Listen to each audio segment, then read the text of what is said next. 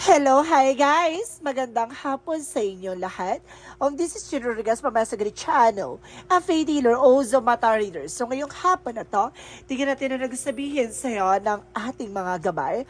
So this is special gabay for the month of February 6 hanggang February 12 for the sign of Sagittarius. So, Sagi, welcome sa my channel. Ano kayang messages, advices ng spirit guides ang ating masasaga for today's video? Kanina naman kayang energy o kaganapan sa buhay ng mga Sagittarius ang ating mahagilap. So guys, this reading is a general reading lamang. Hindi lahat makaka-resonate. Kunin lamang po ang makaka-relate sa inyo and comment down below kung kaninong energy ang ating nasagot. And of course, don't forget to like and subscribe my channel and hit the notification bell for more videos update. And of course, maraming salamat po sa mga nag-share ng aking videos sa anumang uri ng social media platforms. Maraming salamat po. And of course, maraming salamat sa mga hindi nag-escape ng ads. Naway pagpalay kayo na just at may kapal, siksik liglig na gumapaw, biyay manubalik sa inyo. And of course, guys, umpisahan na natin ang laban for the sign of Sagittarius. Eto na ang ating mga gabay. Angel Spirit Messages, give me an information. So ano kaya gusto sabihin sa iyo ng ating mga gabay? So there's a King of Cups. So there's a devoted and supportive person. May taong sumusuporta at gumagabay sa iyo. Ano ko sinasabi sa iyo dito na parang this is a mature person. No? Kumbaga there's a information na parang napaka talino itong tao na ito pagdating sa love, no?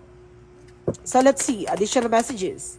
And because there's a temperance, so there's a perfect timing. So may mga bagay siguro takes time, no? Talagang oras talaga ang kailangan gugulin. Or yung kumbaga kailangan yung disiplina or something na kumbaga oras, parang yung oras yun nagiging problema sa inyo. And because guys, there's a Queen of Wands by stability and control. May mga bagay-bagay din dito na sinasabi sa iyo na may balita na maaaring magbigay sa iyo ng mga bagong oportunidad at magdadala sa iyo ng celebration with the Three of Cups. And of course, there's a Queen of Pentacles, practicality pagdating sa business, pagdating sa negosyo, no?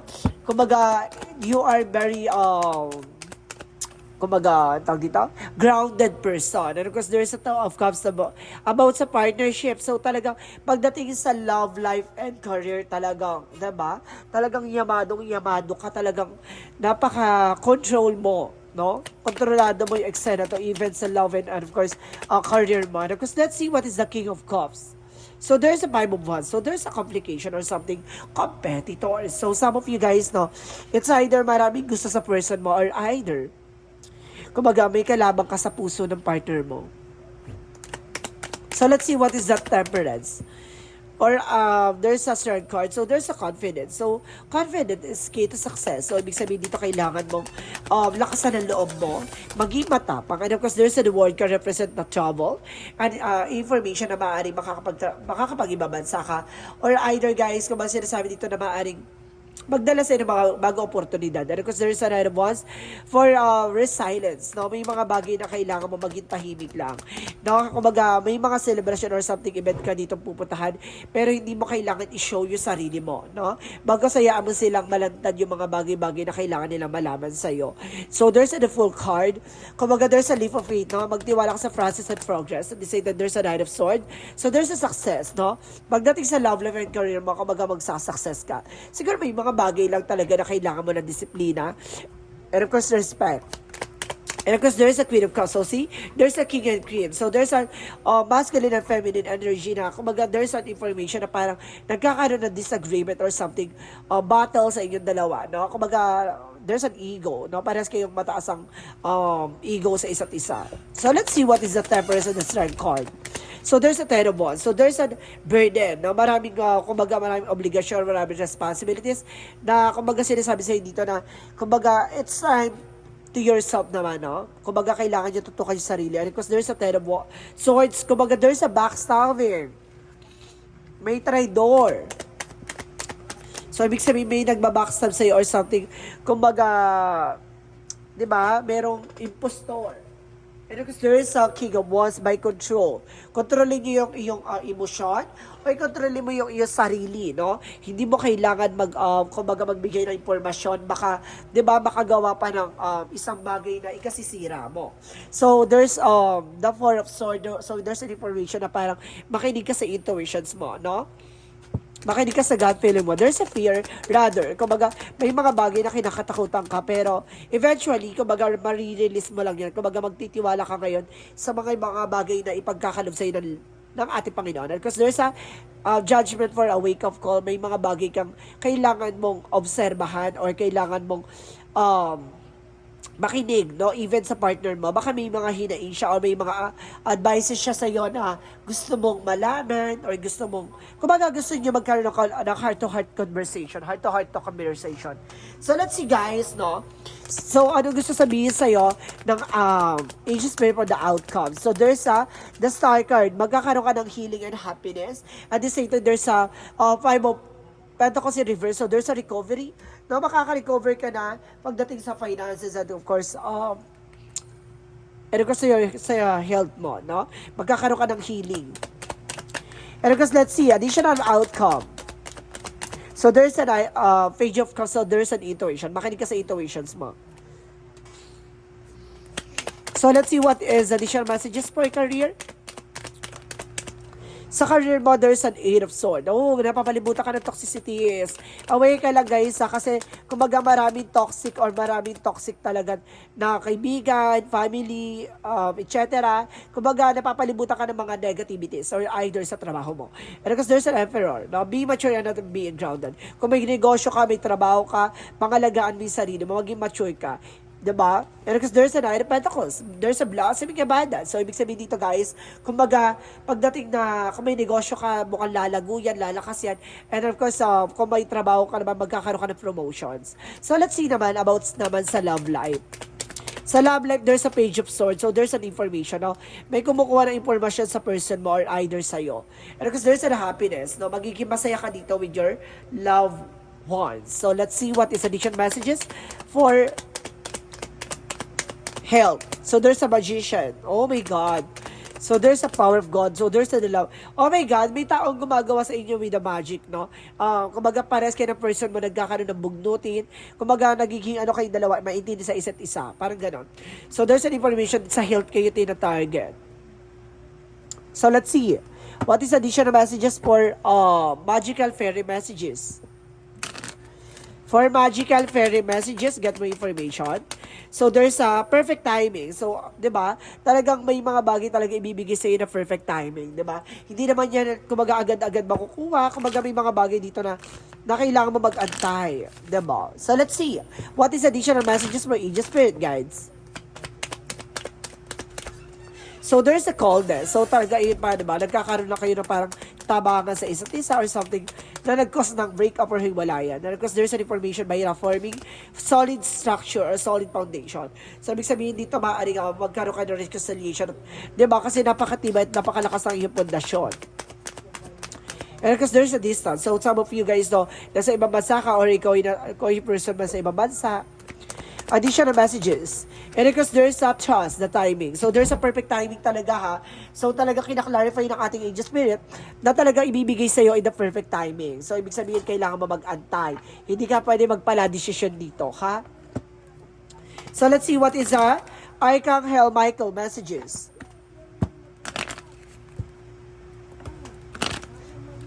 Archangel Michael messages. Use your imagination and you see the answer, no? Gamitan mo to ng intuition and oh my God, you're on the right path. Nasa tamang direction ka, ha?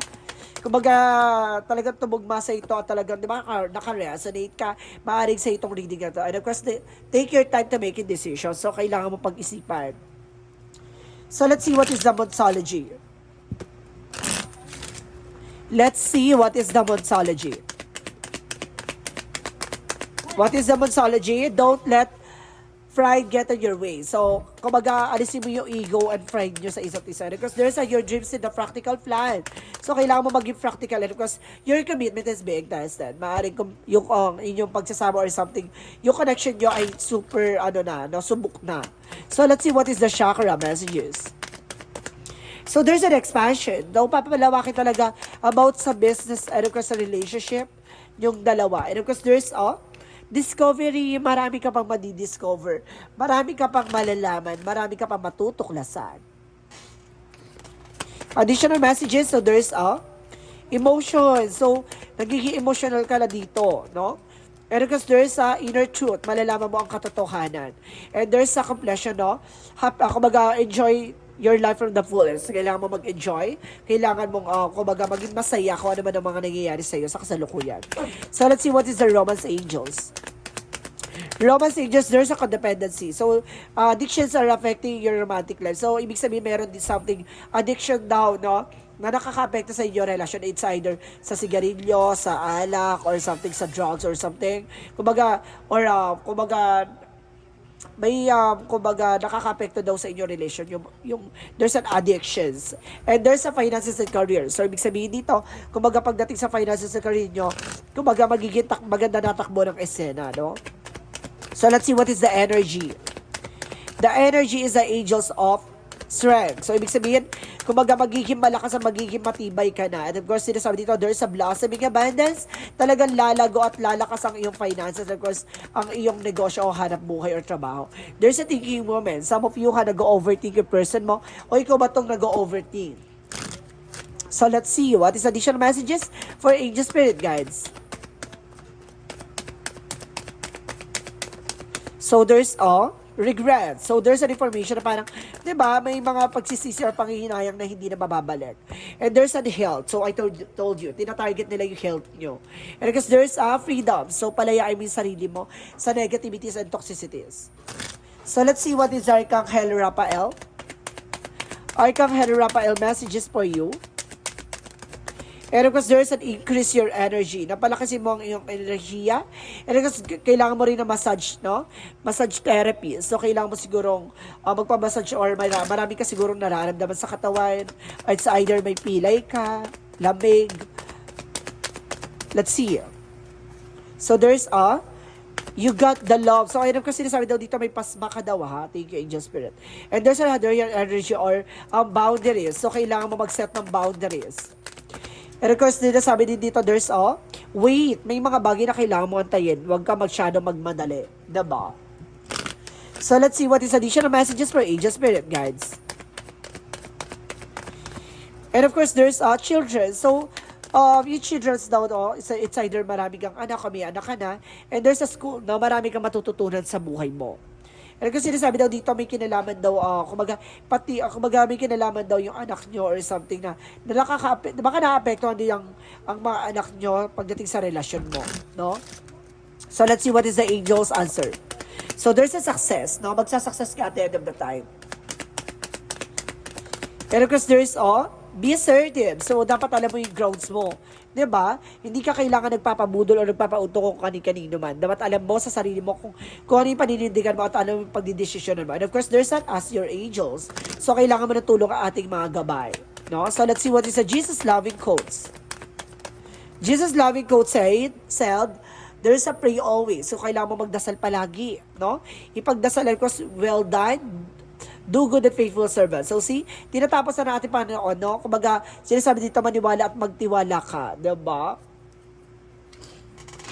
Maging mabuti ka sa lahat ng mga bagay na nangyayari sa'yo. So, let's see what is the angel's number. So, there's 7. I am brilliant. So, sinasabi dito, guys, na your possesses a very refined mind and deep urge to uncover life mysteries.